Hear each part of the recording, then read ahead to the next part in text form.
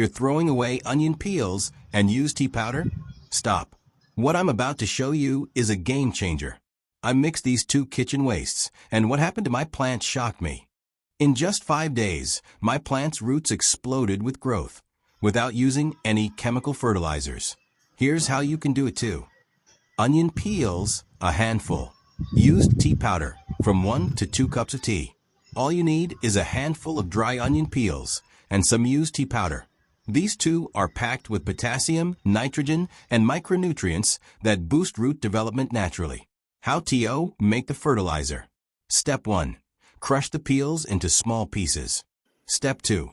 Mix them with used tea powder in a 1-to-1 ratio.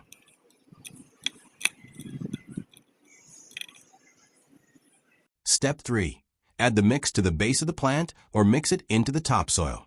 This combo acts like a natural rooting hormone and compost booster. It breaks down slowly and releases nutrients directly into the roots. Apply this mix once every 10 days. Water lightly after adding. You'll start noticing stronger roots, greener leaves, and even faster flowering.